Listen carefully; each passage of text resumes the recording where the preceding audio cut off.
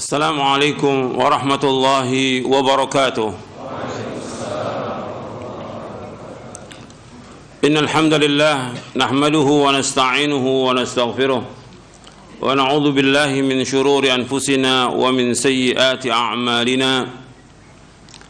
من يهده الله فلا مضل له ومن يضلل فلا هادي له. أشهد أن لا إله إلا الله وحده لا شريك له وأشهد أن محمدا عبده ورسوله.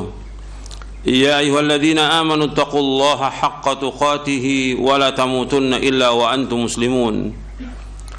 يا أيها الناس اتقوا ربكم الذي خلقكم من نفس واحدة وخلق منها زوجها وبث منهما رجالا كثيرا ونساء واتقوا الله الذي تساءلون به والأرحام إن الله كان عليكم رقيبا.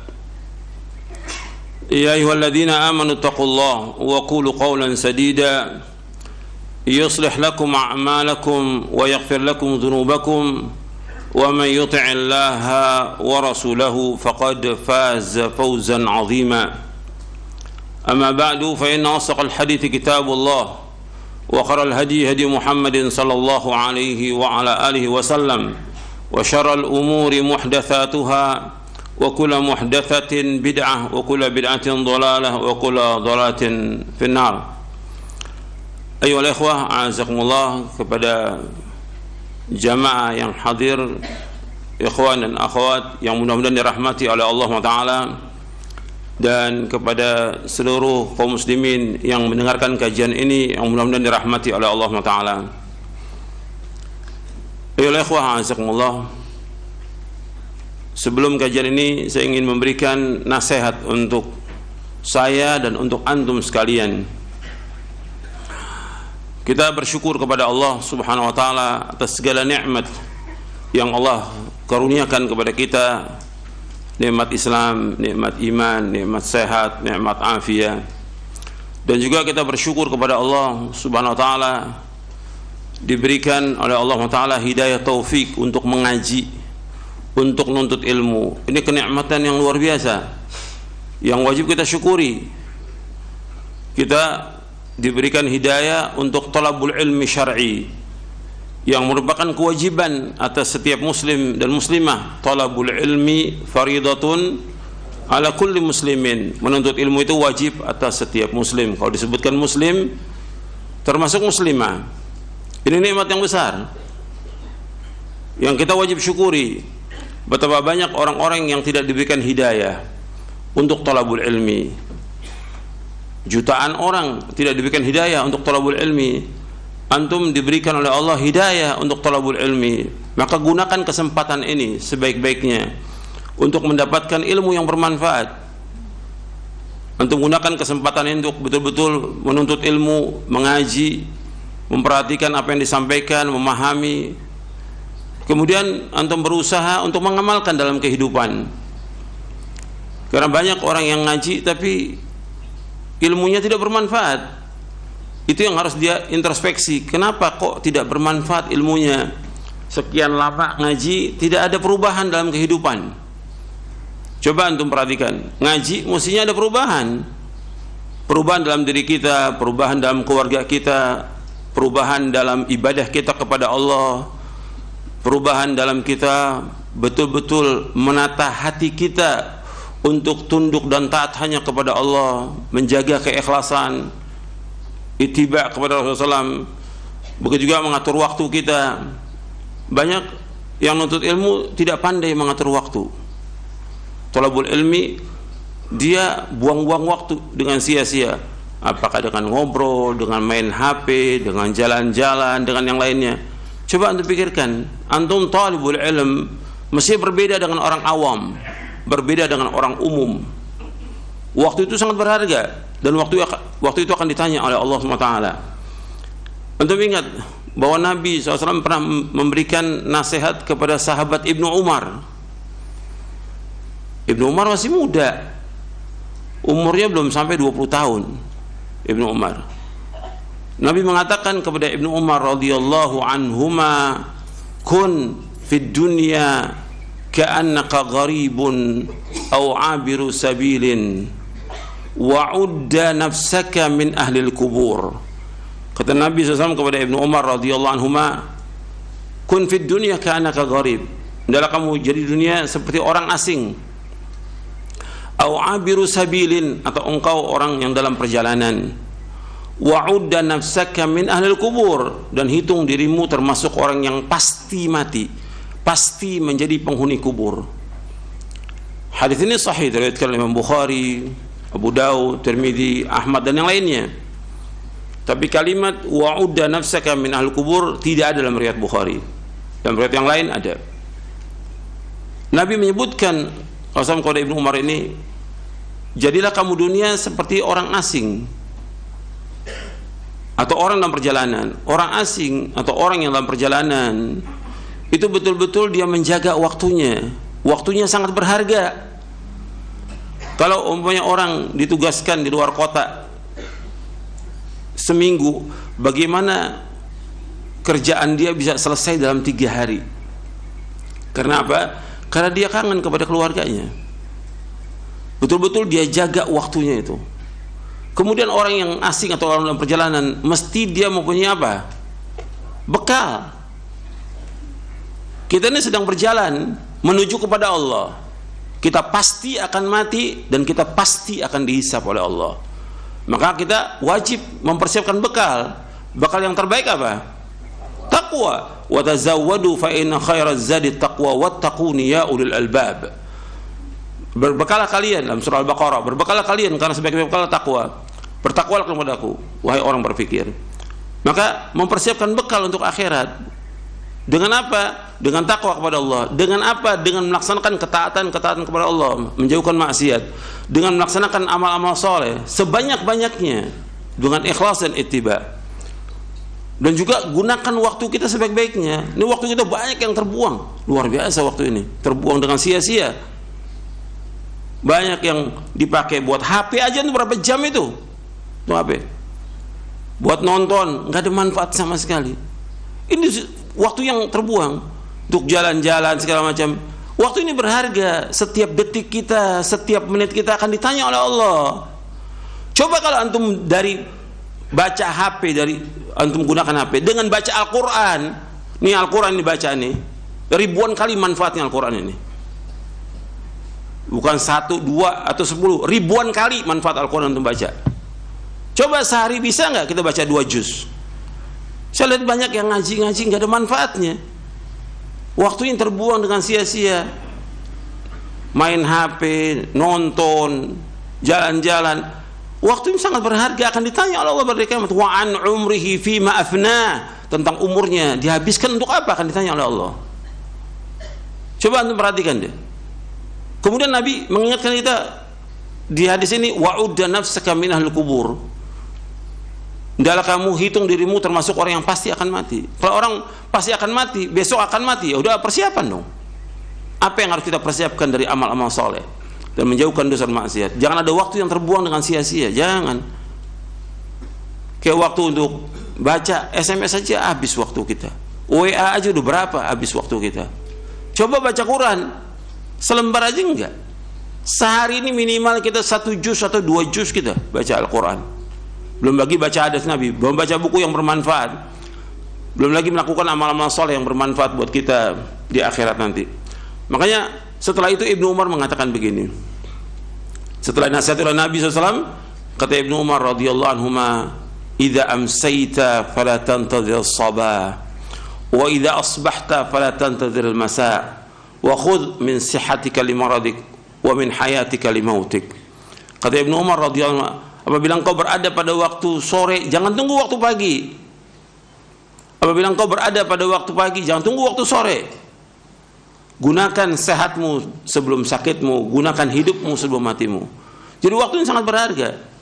Ibnu Umar yang diberikan nasihat oleh Rasulullah SAW memberikan nasihat kepada kita, kalau udah berada waktu sore, jangan tunggu waktu pagi. Apa yang bisa kerjakan waktu sore? Antum atur. Antum bisa baca buku. Ada, saya sudah nulis buku tentang itu. Yang pertama, waktumu dihabiskan untuk apa? Antum baca itu. Yang kedua, dunia lebih jelek daripada bangkai kambing. Antum baca itu, buku itu. Bagaimana ngatur waktu kita dari mulai kita bangun tidur sampai tidur lagi.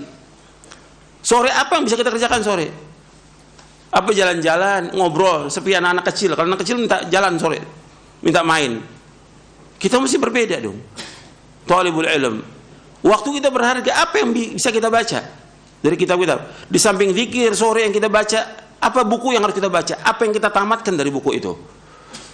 Dan apa yang kita murojaah dari Al-Quran? Kemudian setelah maghrib apa yang kita baca? Baca Quran lagi pada maghrib. Pada isya apa lagi yang kita lakukan? Menjelang tidur apa lagi kita lakukan? Tengah malam kita bangun apa yang harus kita lakukan? Subuh. Begitu seorang talibul ilm, waktunya sangat berharga. Antum hisab diri antum. Hasibu anfusakum qabla an tuhasabu. Hisab diri kalian sebelum kamu dihisab oleh Allah. Coba ini perhatikan yang seperti ini. Banyak saya lihat waktu yang terbuang. Talibul ilm terbuang. Antum dipilih oleh Allah untuk ngaji, untuk nuntut ilmu. Ini luar biasa. Antum dipilih oleh Allah. Gunakan kesempatan itu. Banyak orang-orang yang sudah dipilih, kemudian setelah itu dia gunakan waktu yang sia-sia. Akhirnya lama-kelamaan udah dia jenuh dengan ngaji. Akhirnya sama dengan orang awam. Terus bagaimana? Ya terus dia berbuat dosa dan maksiat yang akhirnya dalam kehidupan dia su'ul khatimah. Waliyadzubillah. Ini bukan main-main, ini hidup ini betul-betul kesungguhan yang kita akan ditanya oleh Allah. Apakah antum sebagai orang umum yang diberikan kesempatan untuk ngaji, atau antum anak pondok? Kalau anak pondok ada kewajiban lagi di samping antum thalabul ilmi, membaca kitab, murajaah. Antum juga punya kewajiban untuk mendakwakan keluarga.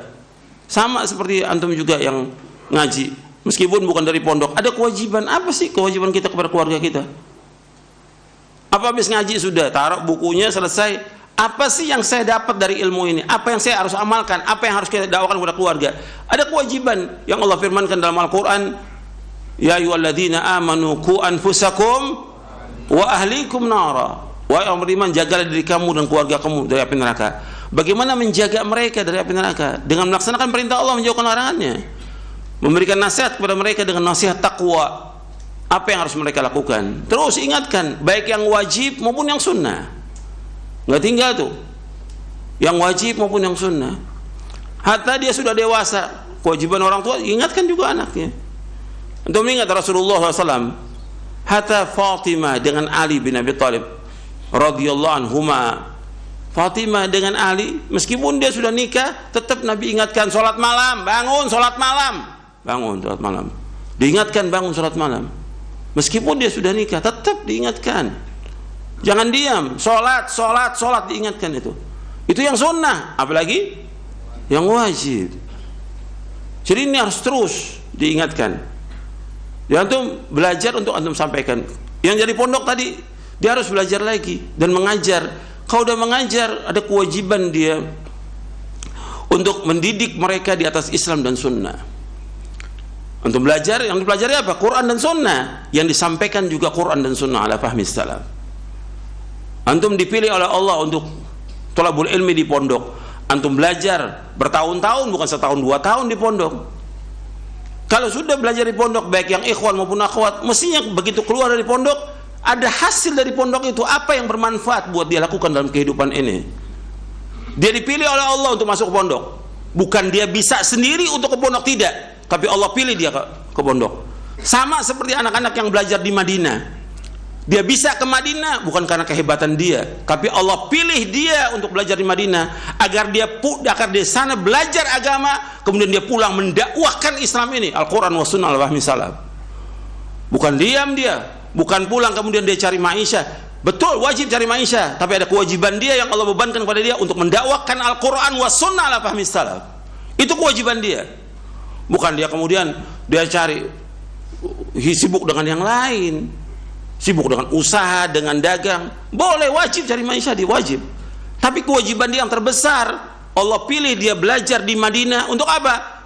Untuk dia pulang mendakwakan Quran wa sunnah ala fahmi salaf. Yang paling penting dakwakan oleh dia adalah tauhid kepada Allah, menjauhkan syirik, melaksanakan sunnah dan menjauhkan bid'ah. Itu kewajiban dia. Dia harus bimbing umat ini. Siapa lagi yang mau bimbing? Justru anak-anak pondok dan juga orang-orang yang tamatan dari Madinah, yang dari Riyadh, yang lain, dia pulang untuk mengajarkan Quran wa sunnah ala fahmi salaf. Kewajiban dia, dan Allah akan tanya di hari kiamat nanti, apa dia belajar dan apa yang dia harus sampaikan kepada umat ini. Umat butuh ilmunya dia. Allah sebutkan dalam Al-Quran bahwa dia belajar nuntut ilmu itu sama dengan jihad, yang Allah sebutkan dalam surah At-Taubah di ayat 122, wa ma kana al-mu'minuna liyanfiru kaffah falaula nafara min kulli firqatin minhum ta'ifatun liyatafaqahu fid din wa liyunziru qaumahum idza raja'u ilaihim la'allahum yahdharun. Allah sebutkan dalam surah At-Taubah di ayat 122, wa ma kana al-mu'minuna liyanfiru kaffah, tidak patut orang mukmin semuanya pergi berperang jihad. Falaula nafara min kulli firqatin minhum ta'ifatun liyatafaqahu fid din. Mesti ada dari setiap golongan, setiap kelompok orang yang belajar agama, menuntut ilmu. Artinya orang yang belajar agama, menuntut ilmu disamakan oleh Allah dengan apa? Jihad fisabilillah. Untuk apa? Untuk tafaqquh fid din, belajar agama, memahami agama Al-Qur'an wa sunnah ala fahmi salaf. Setelah itu apa kewajiban dia? Apa kewajibannya? Setelah tafaqquh fi din apa? Waliyunziru qaumahum idza raja'u ilaihim wa la'allahum yahdharun. Dalam surah At-Taubah di ayat 122. Jadi agar mereka setelah itu mengancam kaumnya, pulang ini bukannya main-main, bukannya kerja yang lain, tapi apa tugasnya dia? Waliyunziru qaumahum idza raja'u ilaihim la'allahum yahdharun, agar mereka mengancam kaum mereka apabila mereka kembali, dan agar mereka berhati-hati kaumnya. Jadi kewajibannya dia, ada kewajiban dia belajar di pondok, dia belajar di Libya, dia belajar di Madinah, dia belajar di Yaman, pulang ini untuk mendakwahkan Quran wa sunnah ala fahmi salaf. Itu kewajibannya dia terus, dan gak boleh berhenti. Siang dan malam dia dakwakan, itu kewajibannya dia. Karena Allah pilih dia untuk belajar, maka dia kewajiban, dan ganjarannya besar yang luar biasa. Selama dia dakwakan, selama itu dapat mengalir pahalanya. Man dalla ala khairin kafa'ili, barang siapa menunjukkan orang berkebaikan, dia akan dapat ganjaran terus. Man da'a ila hudan kana lahu minal ajri mithla ujuri man tabi'ahu min ghairi an qusa min ujurihim syai'. Kata Nabi SAW dalam hadis riwayat Muslim, barang siapa mengajak orang pada petunjuk, maka dia dapat ganjaran, terus dapat ganjaran orang-orang yang mengikutinya, dan tidak kurang sedikit pun juga. Ini kewajiban. Jadi jangan ditinggalkan. Kepada yang ngaji tetap harus introspeksi, merubah, artinya kepada kebaikan. Kalau kita nggak berusaha untuk merubah, siapa lagi? Kita jadi contoh. Yang belajar di pondok juga demikian, yang belajar di Madinah juga demikian. Antum kewajiban mendakwakan Quran wa sunnah al-fahmi salaf. Terjun di masyarakat, dakwakan kepada umat ini agar umat paham. Jutaan orang yang tidak paham tentang agama, jutaan. Dan itu kewajiban kita. Apa kita mau biarkan mereka dalam kegelapan, dalam zulumatul jahal, zulumatul syirik wa zulumatul bidah? Mereka dalam kegelapan kebodohan, kegelapan syirik, kegelapan bidah. Kewajiban kita untuk memberikan cahaya kepada mereka. Dan itu tanggung jawab kita, dan akan ditanya di hari kiamat nanti. Makanya perhatikan itu, bahwa ada kewajiban kita yang harus kita sampaikan. Tapi tetap sebelum kita melangkah untuk mendakwakan orang lain, kita dakwakan diri kita dulu. Dakwakan keluarga kita, ku anfusakum wa ahlikum nara. Kemudian dakwakan sanak kerabat kita, wa anzir ashiratakal aqrabin. Ancam keluarga kita yang terdekat, semua keluarga kita ancam. Dakwakan mereka agar mereka paham tentang agama ini. Karena itu kewajiban kita. Kita nggak bisa diam. Siang malam apa yang bisa kita lakukan untuk mereka? Ini kewajiban, dan antum dapat ganjaran besar. Karena tujuan hidup kita, puncak cita-cita seorang mukmin adalah apa? Sorga. Gitu. Dan itu harus dicapai. Bagaimana caranya untuk bisa mendapatkan ini? Jadi harus, waktu itu sangat berharga, antum gunakan kesempatan. Jangan udah nuntut ilmu masih main HP, masih buang-buang waktu, masih nonton, tengah malam masih nonton. Apa manfaatnya antum belajar? Apa manfaatnya antum belajar? Mestinya antum baca Quran tengah malam, antum baca buku yang bermanfaat, antum bangun tengah malam, antum tahajud, antum doa kepada Allah. Manfaat. Jadi harus apa yang kita kerjakan yang bermanfaat. Jangan kita jadi orang yang tidak bermanfaat, jangan. Kata Nabi SAW, khairun nas anfa'um linnas, sebaik-baik manusia yang bermanfaat buat orang lain. Bukan untuk diri kita sendiri, jangan. Apa yang bermanfaat? Kita harus bermanfaat. Ilmu kita harus bermanfaat, dakwah kita bermanfaat, harta kita bermanfaat untuk umat ini. Harus bermanfaat buat umat. Nggak boleh kita ngurus diri kita sendiri. Nggak, semua orang harus bermanfaat dengan apa yang ada pada kita. Jadi kita orang yang mubarak. Wa ja'alani mubarakan aina ma kuntu. Dan Allah jadikan aku sebagai orang yang berkah di mana aku berada. Barokah dia. Di mana dia berada, manfaat hidupnya. Antum harus jadi seperti itu. Talibul ilmu bermanfaat buat dirinya, bermanfaat buat istrinya, bermanfaat buat anaknya, bermanfaat buat orang tuanya, bermanfaat buat tetangganya, bermanfaat buat umat. Antum harus jadi orang yang bermanfaat. Jangan jadi sia-sia, jangan. Jangan berbuat dosa dan maksiat, tinggalkan semuanya. Kita harus jadi orang yang baik. Dengan ngaji ini ingin jadi orang baik, jadi orang yang bertakwa, jadi orang yang saleh, dan juga muslih. Bukan hanya saleh, tapi muslih, memperbaiki orang lain. Jelas sampai sini? Mudah-mudahan bermanfaat. Wassallallahu Nabi Muhammad. Sekarang kita lanjutkan kajian kita.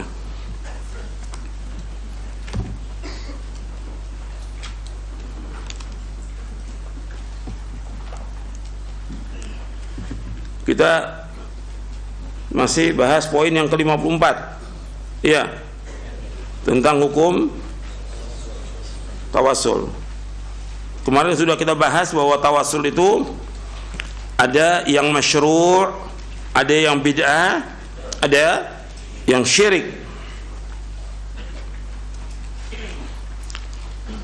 Yang masyru' sudah kita bahas. Sekarang kita masuk yang kedua, yaitu tentang tawassul yang bid'ah.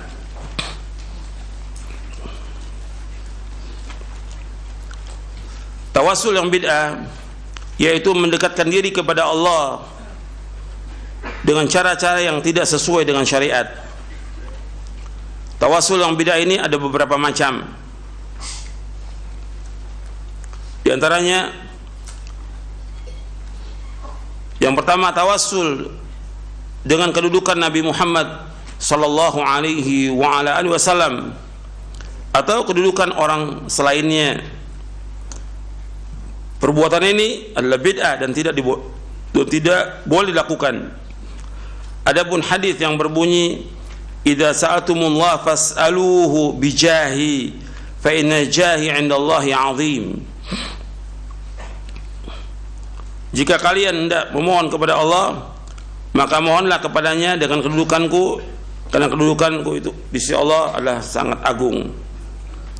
Ini kalimat bijahi dengan kedudukan Nabi Muhammad ini tidak boleh.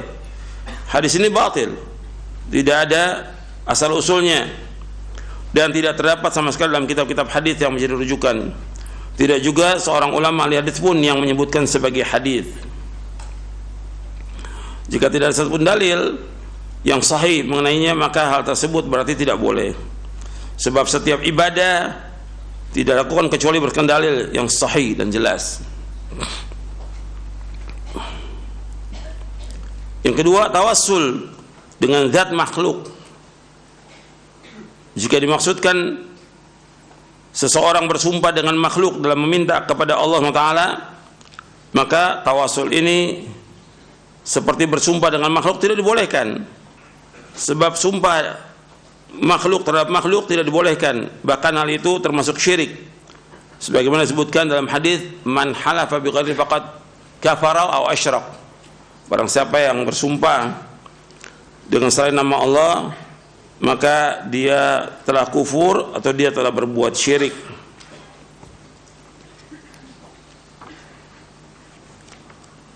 Saya pernah bawakan itu di hadisnya di poin yang ke-8 ketika membahas tentang syirik kecil. Saya bawakan hadis Nabi di poin yang ke-8 itu, man halafa bi ghairi llahi faqad kafara wa asyrak. Barang siapa bersumpah dengan selain nama Allah, maka ia telah berbuat kufur atau syirik.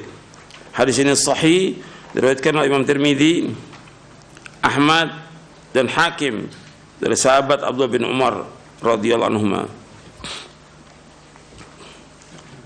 Ya, tawassul dengan zat makhluk untuk bersumpah dengan makhluk tidak dibolehkan, dan ini termasuk kufur dan syirik, tidak boleh.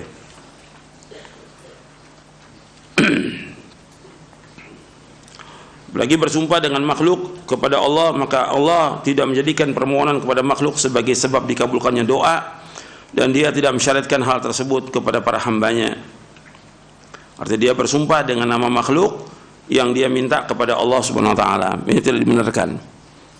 Bersumpah harus dengan nama Allah, tidak boleh dengan nama makhluk. Tidak boleh dengan nama Nabi Muhammad, tidak boleh. Dengan nama Ka'bah juga nggak boleh. Dia bersumpah harus dengan nama Allah, demi Allah. Wallahi, tallahi, billahi. Nggak boleh dia bersumpah dengan nama Nabi Muhammad SAW atau dengan Ka'bah atau dengan yang lain, nggak boleh. Harus dengan nama Allah. Yang ketiga, tawassul dengan hak makhluk. Tawassul ini pun tidak dibolehkan karena dua alasan. Pertama, bahwa Allah Azza wa Jalla tidak mewajibkan bahwa Allah Azza wa Jalla tidak wajib memenuhi hak atas seseorang, tetapi justru sebaliknya, Allah lah yang menganugerahi hak tersebut kepada makhluknya. Sebagaimana Allah berfirman, wa kana haqqan 'alaina nasrul mu'minin, dan merupakan hak kami untuk menolong orang-orang yang beriman. Orang yang taat berhak mendapatkan balasan kebaikan dari Allah karena anugerah dan nikmat, bukan karena balasan setara sebagaimana makhluk dengan makhluk yang lainnya. Artinya, kalau Allah itu punya hak, haknya Allah itu bukan seperti kita, bahwa kita wajib melaksanakan hak kepada orang lain atau wajib melaksanakan hak kepada Allah. Tapi hak Allah itu merupakan anugerah, pemberian, nikmat kepada hambanya. Karena Allah tidak terkena hukum wajib, tidak. Yang terkena hukum wajib dan yang lainnya adalah siapa? Makhluk. Gitu. Jadi ketika disebutkan hak itu, bahwa itu merupakan hak yang merupakan nikmat atas hambanya. Seperti ketika Nabi bertanya kepada Mu'adz bin Jabal tentang haqqullah yang ibad, dijawab, haqqullah ibad ayya'buduhu wa la yusyriku bihi syai'an, wa haqqul ibadi 'ala Allah alla yu'adziba man la yusyriku bihi syai'an. Hak Allah atas hambanya agar mereka beribadah hanya kepada Allah dan mereka tidak berbuat syirik kepadanya. Dan hak Allah atas hambanya, ya hak Allah, hak hamba atas Allah, yaitu Allah tidak akan mengazab orang yang tidak berbuat syirik. Kalimat Allah tidak akan mengazab ini merupakan nikmat, karunia, gitu. Bukan merupakan kewajiban, gitu. Jadi Allah tidak wajib memenuhi hak atas seseorang, tidak, gitu. Tapi justru sebaliknya, Allah yang menganugerahkan hak tersebut kepada makhluknya. Wa kana haqqan 'alaina nasrul mu'minin. Di antara contohnya itu, dua contoh sudah. Yang pertama ayat ini, yang kedua hadis Nabi, wa haqqul ibadi 'ala Allah alla yu'adziba man la yusyriku bihi syai'a. Dan hak hamba atas Allah, Allah enggak akan mengazab orang yang tidak menyekutukannya dengan sesuatu pun juga. Jadi orang yang taat berhak mendapatkan balasan kebaikan dari Allah. Karena apa? Anugerah dan nikmat. Jadi Allah memberikan balasan karena anugerah dan nikmat Allah Ta'ala kepada mereka. Seperti orang masuk surga. Dengan apa masuk surga? Dengan apa? Rahmatnya Allah. Amal merupakan sebab untuk masuk surga, tapi untuk masuk ke dalam surganya dengan sebab apa? Rahmat Allah. Karena kalau dibandingkan antara amal dia dengan nikmat yang Allah berikan kepada hambanya, sebanding atau tidak? Tidak. Ini orang beramal 1000 tahun, kemudian dibandingkan dengan nikmat Allah yang Allah berikan dari mulai dia lahir sampai dia meninggal, sebanding nggak antara ibadah 1000 tahun dengan nikmat itu? Nggak sebanding. Jadi amal sebagai sebab untuk masuk surga, dan ini sudah kita bahas di buku ini, sudah kita bahas. Tapi untuk masuk surganya dengan rahmat Allah, itu anugerah. Sama seperti Allah memberikan ganjaran, pahala, kebaikan, merupakan anugerah. Jadi kita nggak punya hak untuk tawassul dengan haknya makhluk, sehebat apapun makhluk itu. Ya Allah, saya minta dengan haknya Nabi Muhammad, dengan haknya nggak bisa. Karena yang punya hak itu adalah Allah Subhanahu wa Ta'ala. Yang menganugerahkan hak atau nikmat itu adalah Allah Ta'ala. Yang kedua, hak yang dianugerahkan Allah Azza wa Jalla kepada hambanya merupakan hak khusus bagi diri hamba tersebut dan tidak ada kaitannya dengan orang lain dalam hak tersebut.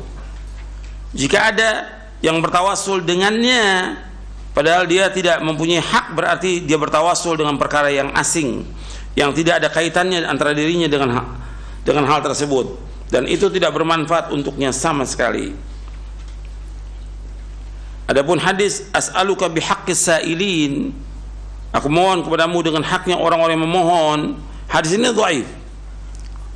Hadis ini lemah. Sebagian diriwayatkan oleh Imam Ahmad. Lafaz ini lafaz Ahmad dan Ibnu Majah.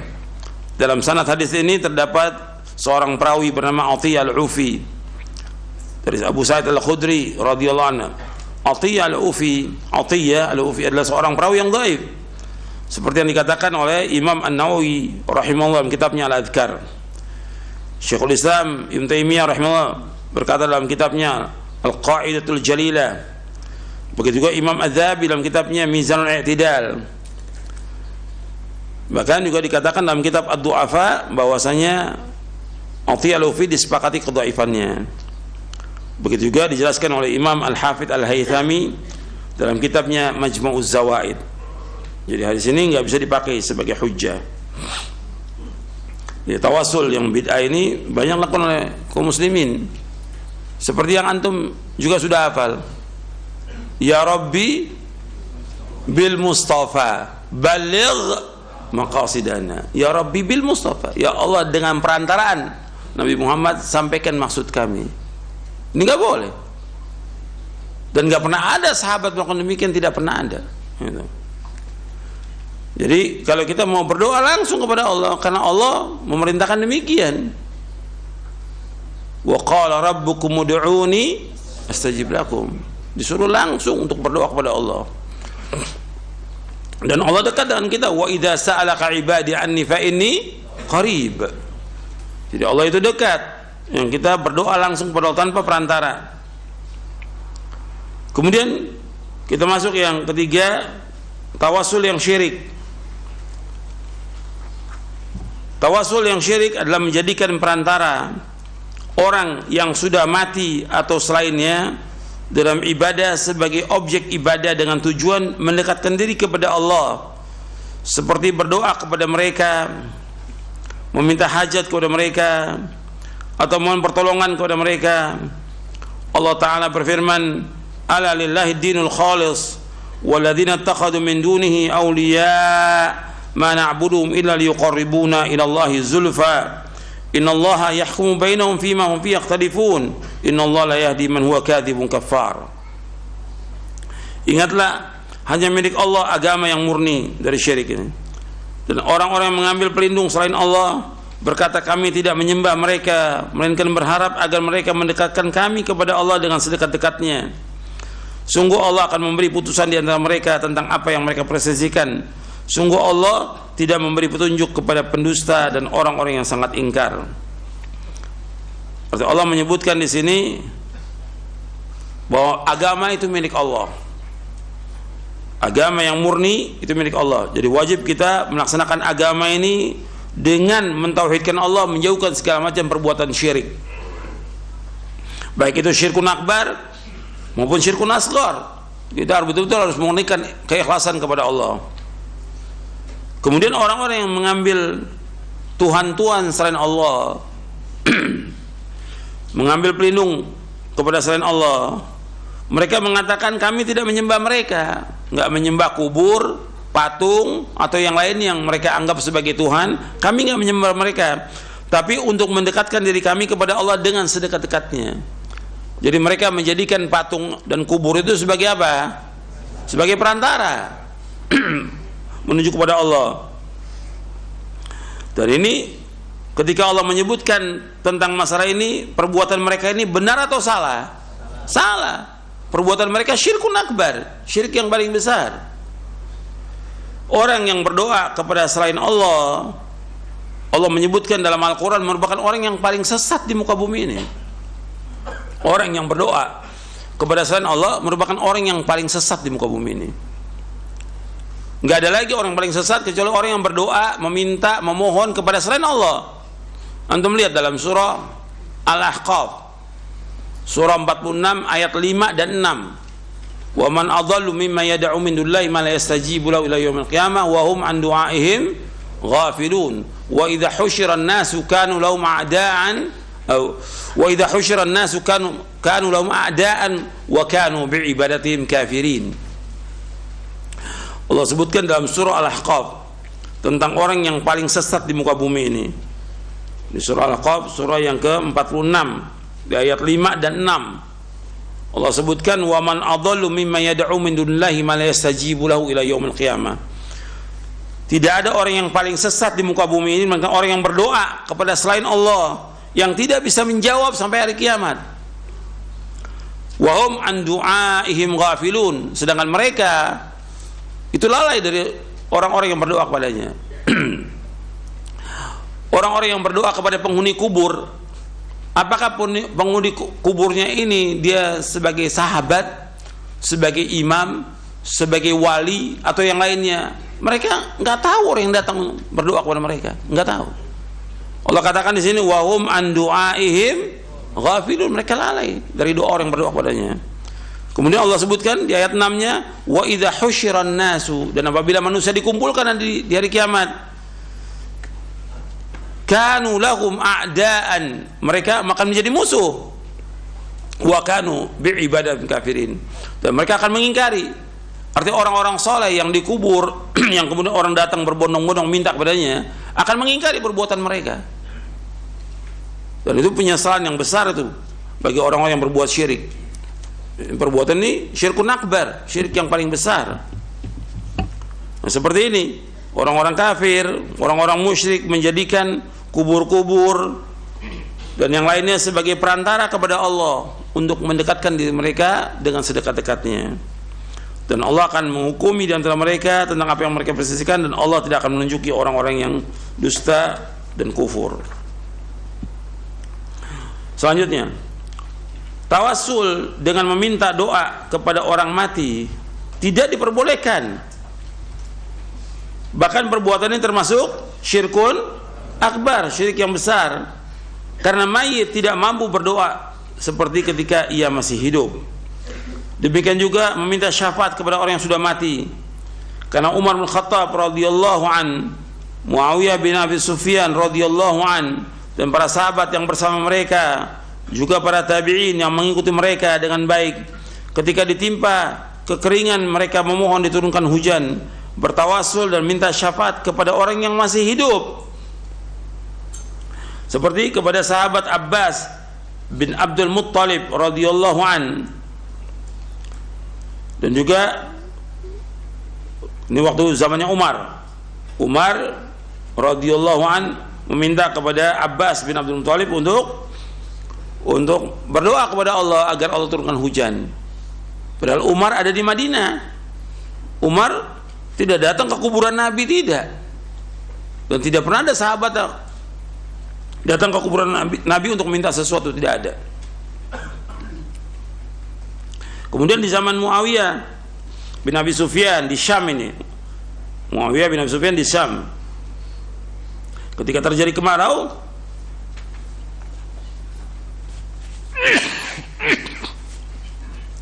beliau datang kepada Yazid bin Al-Aswad. Yazid bin Al-Aswad Al-Jurashi termasuk tokohnya tabi'in, termasuk tokoh tabi'in yang ada di Syam.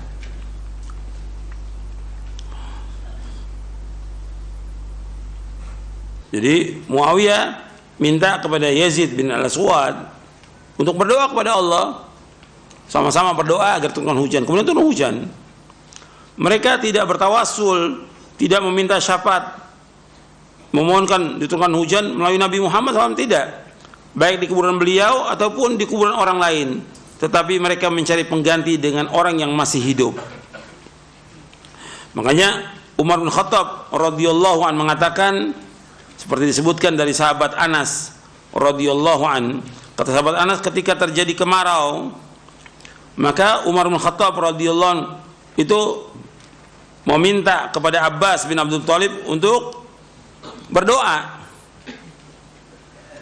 Maka Umar mengatakan begini, Allahumma inna kunna natawassalu ilaika binabiyyina fatasqiyana wa inna natawassalu ilaika bi'ammi nabiyyina fasqina. Qala fayusqaun. Artinya ada di sini artinya. Umar bin Khattab berkata, ya Allah, dahulu kami bertawassul kepadamu dengan perantaraan nabimu sehingga engkau menurunkan hujan kepada kami, dan kini kami bertawassul kepadamu dengan perantaraan paman kami, paman nabi kami, karena itu turunkanlah hujan kepada kami. Kata Anas, lalu Allah turunkan hujan. Nanti Anda bisa lihat lafadznya di Sahih Bukhari di hadis nomor 1010 dari sahabat Anas. Mereka menjadikan Abbas sebagai pengganti dalam tawassul ketika mereka tidak lagi bertawassul kepada Nabi Muhammad SAW sesuai dengan yang disyariatkan sebagaimana yang telah mereka lakukan sebelumnya. Padahal sangat mungkin bagi mereka untuk datang ke kubur Nabi dan bertawassul melalui beliau jika memang hal itu dibolehkan. Dan mereka para sahabat meninggalkan praktek-praktek tersebut merupakan bukti tidak diperbolehkan bertawassul dengan orang mati. Tidak boleh. Baik meminta doa maupun syafaat kepada mereka. Seandainya saja meminta doa atau syafaat baik kepada orang mati maupun yang masih hidup itu sama saja, tentu mereka tidak berpaling dari Nabi Muhammad SAW kepada yang lebih rendah derajatnya. Jelas Abbas itu derajatnya lebih rendah dari Nabi Muhammad SAW. Abbas bin Abdul Muttalib radhiyallahu an. Kalau seandainya boleh tawassul dengan orang yang sudah mati, mestinya sahabat Umar datang kepada siapa? Kepada Rasulullah, kepada Nabi. Tapi tidak boleh. Tidak boleh meminta kepada orang sudah mati, dan tidak boleh jadikan orang mati sebagai perantara kepada Allah. Tidak boleh. Tidak boleh. Wa ma yastawil ahya wal amwat innallaha yusmi'u man yasha wa ma anta bimusmi' man fil qubur. Tidak sama orang yang hidup dengan orang yang mati. Engkau tidak akan bisa memberikan pendengaran. Sesungguhnya Allah memberikan pendengaran kepada siapa yang Allah kehendaki, dan engkau tidak bisa memberikan pendengaran kepada orang yang dikubur. Dan mereka mengatakan bahwa Nabi dan orang-orang soleh juga masih hidup. Seperti orang yang mati syahid juga hidup. Betul, disebutkan bahwa para nabi itu hidup di kubur mereka. Tapi yang harus diperhatikan, hidupnya mereka berbeda dengan kehidupan apa? Dunia. Ini alam apa? Barzakh. Sudah nggak akan kembali. Wa min waraihim barzakhun ila yaumil yub'atsun. Tentang bagaimana kehidupan dalam kubur itu kita nggak tahu. Kehidupan para nabi dalam kubur kita nggak tahu. Sebagaimana juga kehidupan orang yang mati syahid itu juga Allah sebutkan dalam Al-Quran apa? Ahya yurzaqun, hidup dan diberikan rezeki. Bagaimana kita nggak tahu. Ghaib bagi kita. Nabi nggak pernah jelaskan sama sekali. Tapi yang jelas syariatnya bahwa kita diperintahkan untuk berdoa kepada siapa? Kepada Allah langsung. Tidak boleh orang berdoa kepada Nabi, nggak boleh. Nggak boleh. Karena Nabi sudah apa? Sudah meninggal. Gak boleh. Doa ini masuk ibadah atau bukan? Ibadah. Gak boleh orang berdoa kepada selain Allah, tidak boleh. Makanya ketika Rasulullah SAW meninggal dunia, itu ya sahabat karena saking cintanya kepada Rasulullah SAW kaget mereka. Mereka tahu, semua pasti mati tahu dan hafal ayat Al-Quran mereka. Tapi kaget gitu, karena saking cintanya. Sampai Umar marah gitu. Sampai yang mengatakan mati aku akan penggal. Datang Abu Bakar As-Siddiq radhiyallahu an. Abu Bakar datang menemui Rasulullah dan mencium kening Rasulullah SAW dan katakan bahwa engkau wangi, hidup dan mati engkau wangi. Kemudian Abu Bakar langsung menuju ke masjid karena orang sahabat itu banyak kumpul di masjid. Abu Bakar radhiyallahu mengatakan, "Man kana ya'budu Muhammadan fa inna Muhammadan qad mat, wa man kana ya'budu Allah fa inna Allah hayyun la yamut." Barang siapa yang menyembah Muhammad, Muhammad sudah mati. Tapi barang siapa menyembah Allah, Allah hidup. Gitu. Kemudian dibacakan oleh Abu Bakar As-Siddiq radhiyallahu anhu, "Wa ma Muhammadun illa rasulun qad khalat min qablihi ar-rusul afa imma ta'qutila qalabtum ala aqabikum wa may yanqalib ala aqibihi fala yadurra syai'an wa sayajzillahu asy-syakirin." Dalam surah Ali Imran. Muhammad itu seorang rasul dan sudah berlalu rasul sebelumnya. Apakah kalau dia meninggal dunia kalian akan berpaling menjadi murtad? Seandainya ada yang berpaling murtad, maka tidak akan membahayakan Allah sedikit pun juga. Dan Allah akan membalas orang yang bersyukur. Nangis sahabat semuanya dengan dibacakan ayat itu. Dan Umar udah lemas, Umar radhiyallahu an. Kata Umar, seolah aku belum hafal ayat itu. Lalu udah hafal ayatnya, lupa karena cintanya kepada Rasulullah sallallahu alaihi wasallam. Tunduk dengan dibacakan ayat, tunduk para sahabat gitu. Jadi tidak boleh orang mengatakan bahwa Nabi itu masih hidup disembah, tidak. Soal kehidupan di alam barzah beda dengan kehidupan dunia, beda. Tapi nggak ada seorang sahabat pun yang datang ke kuburan Nabi untuk minta sesuatu, tidak ada. Dari zaman wafatnya Rasulullah, Khulafaur Rasyidin, nggak ada seorang pun, tidak ada sama sekali. Nah, kemudian datang orang-orang belakangan, dan ini mulai terjadinya kesyirikan ini setelah timbulnya tarekat Sufiyah gitu. Jadi awal dari Syiah, kemudian tarekat Sufiyah, karena dua-dua ini berjalan seiring. Tarekat Sufiyah dan juga Syiah ini mereka takdisul ashkhas, mensucikan orang gitu. Mensucikan imam, sehingga dikubur itu disembah mereka. Nyemper sampai sekarang ini. Itu akibat mereka itu takdis al-ashkhas, mensucikan orang. Di zaman Khulafaur nggak ada orang datang ke kuburan Nabi minta, nggak ada, sama sekali tidak ada. Dan alhamdulillah sampai hari ini terjaga kuburan itu. Tidak ada orang datang untuk menyembah, tidak ada. Meskipun dia dari jauh, tapi jelas ini perbuatan syirik kalau mereka minta kepada Nabi Muhammad SAW. Dan juga merupakan kebodohan. Yang memberikan rezeki Allah, yang menciptakan dia Allah, yang memberikan segala macam Allah, yang memiliki segalanya Allah, kenapa dia minta kepada makhluk? Makanya orang yang berdoa atau meminta kepada orang yang mati, meminta kepada selain Allah, kepada patung dan yang lainnya, yang pertama dia keluar dari agama, yang kedua akalnya nggak waras. Gimana dia minta kepada sesuatu yang lemah, yang nggak bisa memberikan sesuatu? Maksudnya dia minta kepada Allah yang maha kaya, dan dia berdoa kepada Allah. Allah menyebutkan dalam surah Fatir ayat 13-14, ini tambahannya untuk cetakan yang terbaru ya. Ini saya bawakan ayat dalam surah Fatir ayat 13-14. Walladzina tad'una min dunihi ma yamlikuna min qitmir in tad'uhum la yasma'u du'aakum walau sami'u mastajabu lakum wa yawmal qiyamati yakfuruna bisyirkikum wa la yunabbi'uka mithlu khabir. Dan orang-orang yang kamu seru, kamu sembah selain Allah, tidak mempunyai sesuatu walaupun setipis kulit ari. Jika kamu menyeru mereka atau berdoa kepada mereka, mereka tidak mendengar seruanmu, dan sekiranya mendengar, mereka tidak dapat memenuhi permintaanmu.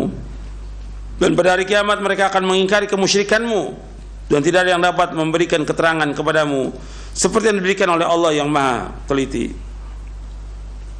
Jadi orang-orang yang kalian berdoa kepada selain Allah, mereka tidak memiliki meskipun hanya setipis kulit ari, tidak punya sama sekali. Jadi korma ketika dibuka itu ada kulit yang tipis tuh, kulit ari. Mereka nggak punya sama sekali.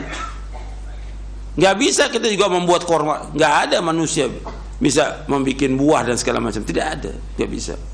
Mereka nggak punya, bagaimana mereka akan minta kepada orang yang tidak punya? Semua makhluk ini, kata Allah, semuanya apa? Fakir. Ya ayuhan nasu antumul fuqara'u ila Allah wallahu wal ghaniyul hamid, dalam surah Fatir ayat 15. Wahai manusia, sesungguhnya kalian ini fakir, butuh kepada Allah. Allah yang maha kaya dan Allah yang maha terpuji. Kemudian Allah sebutkan di sini, in tad'uhum, seandainya kalian berdoa meminta kepada mereka, La yasma'u du'akum. Mereka enggak mendengar doa kalian, siapa aja. Apakah dia sahabat, apakah dia wali atau dia nabi, enggak mendengar doa kalian, tidak. La yasma'u du'akum. Walau sami'u, kalau seandainya mereka mendengar, walau sami'u, seandainya mereka mendengar, mastajabu lakum, enggak bisa menjawab doa kalian. Wa yaumal qiyamati yakfuru bisyirkikum, dan pada hari kiamat mereka akan mengingkari kesyirikan kalian. Wala yunabbi'uka mithlu khabir, enggak ada yang bisa memberikan penjelasan seperti Allah yang Maha Mengetahui. Artinya Allah sudah jelaskan di sini bahwa orang-orang yang sudah mati itu tidak apa? Tidak mendengar. Kemudian seandainya mereka mendengar, tidak bisa menjawab, tidak bisa memenuhi panggilan orang yang hidup. Ini jelas nas ayat ini Al-Quran. Tapi meskipun mereka baca Al-Quran, bahkan mereka hafal, tetap aja mereka berbondong-bondong datang ke kubur wali. Jutaan orang datang ke kubur wali. Dan ini harus kita jelaskan. Ini kesyirikan. Ini perbuatan syirkun akbar. Ini perbuatan dosa besar yang paling besar dan mengeluarkan seseorang dari agama Islam.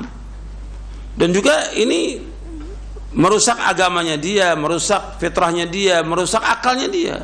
Bagaimana dia minta kepada orang sudah mati? Kenapa dia nggak minta kepada Allah yang hayyun la yamut, yang hidup, yang tidak akan mati selama-lamanya? Yang mereka baca ayat kursi itu, la ta'khuduhu sinatun wala naum. Allah tidak pernah ngantuk dan tidak pernah tidur selama-lamanya, azali wa abadi. Kenapa nggak minta kepada zat yang demikian, yang hayyun la yamut, yang nggak pernah ngantuk, nggak pernah tidur selama-lamanya? Minta kepada Allah, kok minta kepada makhluk yang mati? Dan Allah sebutkan Nabi Muhammad itu sudah meninggal dunia, jelas. Kemudian juga Allah mengatakan kepada Nabi Muhammad dalam surah Az-Zumar, innaka mayyitun wa innahum mayyitun. Sesungguhnya engkau mati dan mereka juga mati. Gimana berdoa meminta kepada orang sudah mati? Ini kan akalnya nggak waras. Tapi yang seperti ini masih dilakukan. Yang seperti ini masih dilakukan oleh sebagian kaum muslimin di kubur-kubur yang dianggap keramat dan lainnya, di kubur-kubur wali masih jutaan itu. Ya, sampai di sini kajiannya mudah bermanfaat untuk saya dan untuk sekalian. Kurang lebihnya saya mohon maaf. Wassalamualaikum Muhammadin sallallahu alaihi wasallam. Subhanakallahumma bihamdik asyhadu an la ilaha illa anta astaghfiruka wa atubu ilaik. Assalamualaikum warahmatullahi wabarakatuh.